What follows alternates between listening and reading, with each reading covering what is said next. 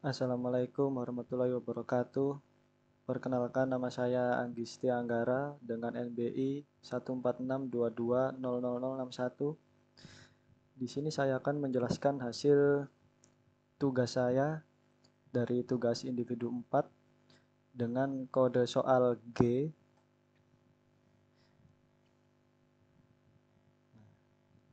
Yang pertama ada analisis kebutuhan constraint. Di sini ada dua, ada primary key dan foreign key.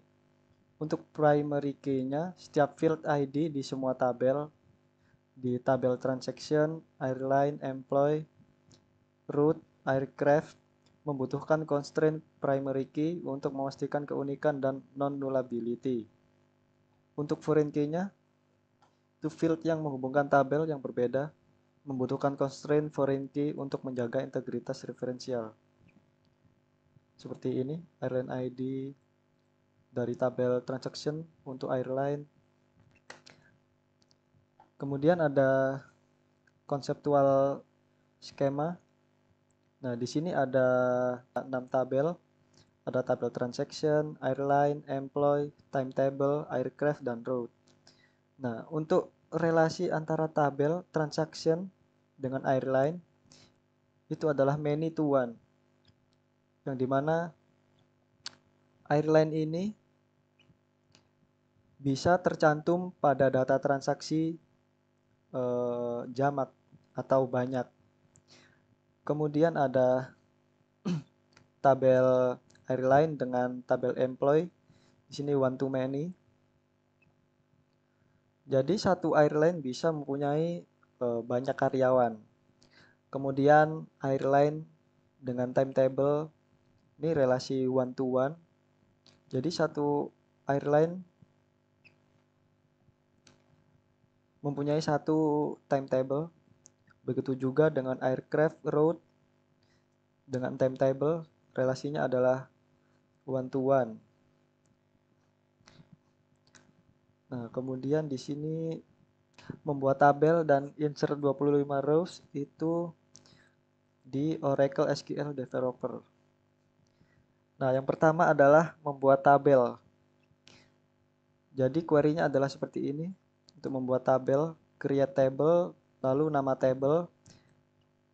Kemudian ada kolom seperti ID, telepon, nama, alamat, dan nama kontak. Untuk ID, tipe datanya number, telepon juga, nama varchar, alamat varchar, dan nama kontak varchar. Yang di dalam kurung ini adalah panjang nilai.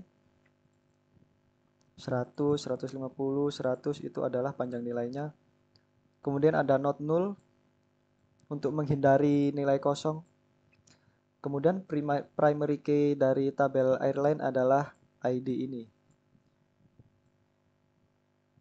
Kemudian ada create table transaction, ada ID, amount, date, description, dan airline ID. Dengan ID adalah primary key. Lalu ada airline ID ini untuk foreign key nantinya. Kemudian ada tabel employee, ada ID, position, name, birthday, address, qualification, dan airline ID. Primary key-nya adalah ID. Kemudian ada airline ID ini untuk foreign key juga. Kemudian ada create table route, ada ID, distance, destination, origin, price charge, classification. Di sini primary key-nya adalah ID juga dengan tipe data number. Kemudian ada create table aircraft, ada ID, model, dan capacity. Primary key, ID juga, tipe datanya number. Kemudian ada create table timetable, ada ID, depart time, arrive time, airline ID untuk foreign key, aircraft ID juga untuk foreign key, route ID juga untuk foreign key. Kemudian primary key-nya adalah ID. Nah, kemudian mengupdate table untuk membuat foreign key. Di sini ada foreign key untuk tabel transaksi, yaitu RNID tadi. Kemudian ada untuk tabel employee, nama constraint-nya employee FK6. Untuk RNID ada timetable, ini 3 ini timetable semua. Ini nama constraint-nya timetable FK3, 4, dan 5. Yang diambil adalah RNID dari tabel airline, mengambil ID dari aircraft, kemudian mengambil ID dari route. Itu adalah foreign key. Nah, kemudian adalah insert 25 rows atau 25 data. Jadi query-nya itu seperti ini, insert all, lalu into, lalu nama tabelnya. Kemudian di sini ada nama kolomnya, di sini ada ID, model, dan capacity. Lalu values disusul dengan isi datanya untuk tiap-tiap kolom. Di sini ada yang pertama ini ID, kemudian yang ini adalah model, lalu yang terakhir ini capacity. Nah, ini totalnya ada 25 data. ID-nya sampai 25. Lalu yang kedua, sama insert 25 rows ke tabel airline. Seperti ini datanya.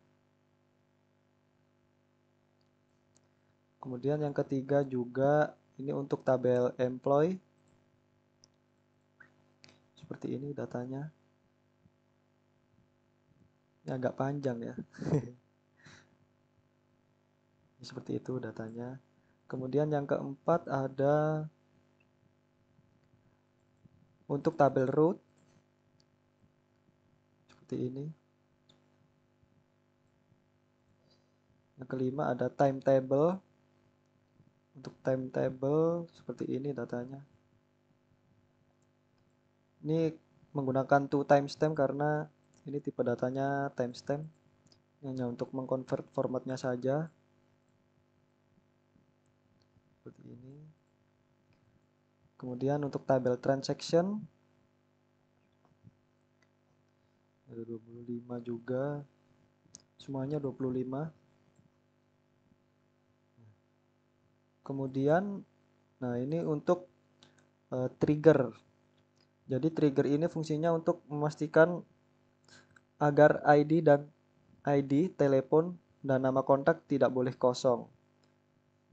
Jadi ini create or replace trigger di nama triggernya. Kemudian ini before insert atau update. Untuk kolom ID, nama kontak, telepon dalam tabel airline. Kemudian ini adalah kondisi-kondisinya. Jika ID kosong, maka berikan error dan menampilkan error airplane harus punya ID. Begitu juga dengan nama kontak dan telepon juga sama.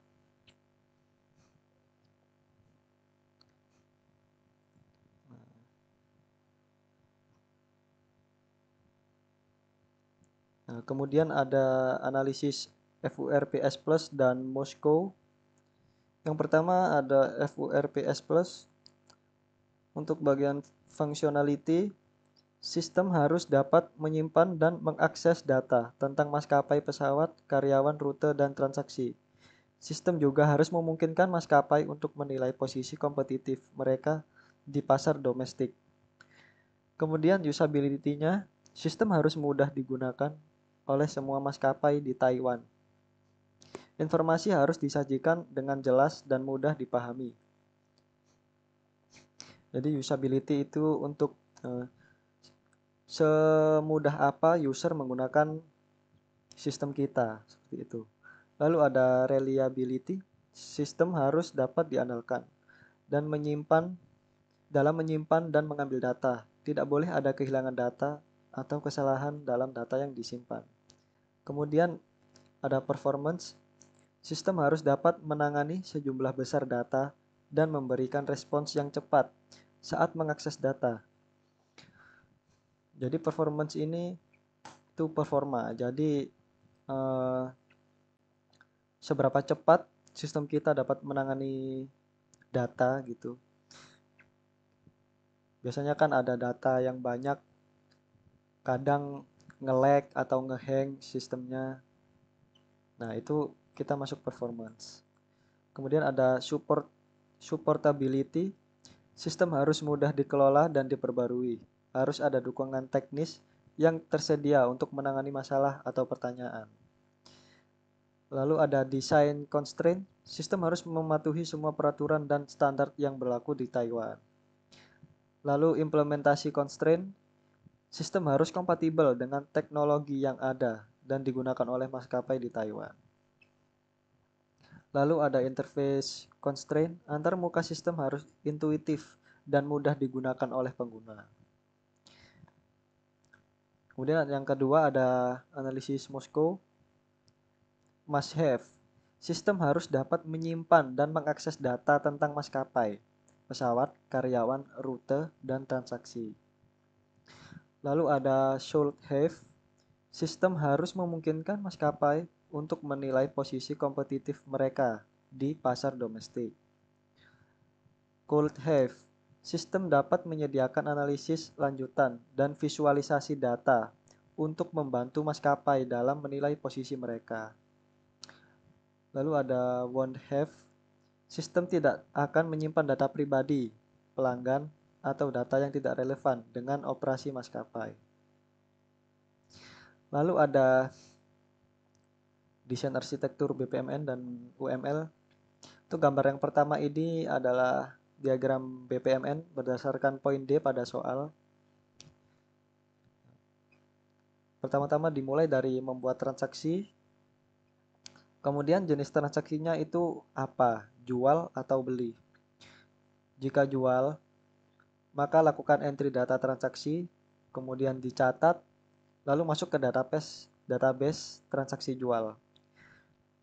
Kemudian ini end atau berakhir.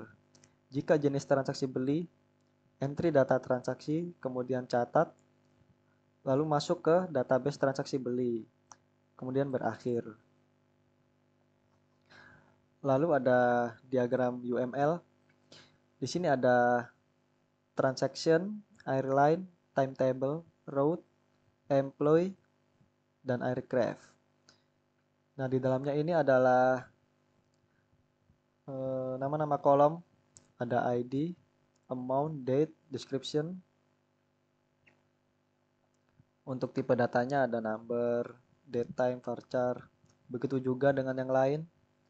Untuk tabel airline ada ID, tipe datanya number, telepon number, nama, varchar, alamat, varchar, nama kontak, varchar. Timetable ada ID, tipe data number, depart time, tipe data, date time, arrive time, tipe data, date time. Lalu ada route, ada ID, number, distance, number, destination, varchar, origin, varchar, price charge, number, classification, varchar. Kemudian employee, ID, number, position, number, name, varchar, birthday,